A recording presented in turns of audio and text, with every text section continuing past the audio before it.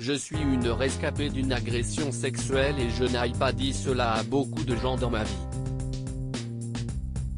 En novembre 2018, Alexandria Ocasio-Cortez coiffait au poteau le républicaine Anthony Papa en devenant la représentante de la 14e circonscription de New York à la Chambre des représentants des États-Unis.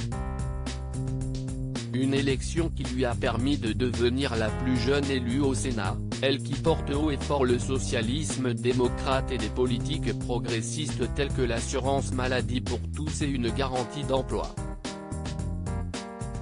Toutefois, dans un live Instagram mardi 2 février, CIST pour parler de toute autre chose que de politique qu'elle a pris la parole.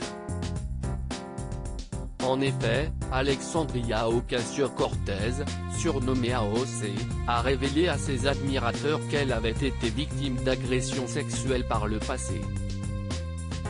Un mauvais souvenir ravivé par les émeutes survenues au Capitole le 6 janvier dernier, comme elle l'a expliqué sur Instagram. Quand on subit un traumatisme, les traumatismes s'accumulent les uns aux autres, a-t-elle expliqué, ajoutant que si vous avez vécu un traumatisme quelconque, le simple fait de le reconnaître et de l'admettre est déjà un grand pas.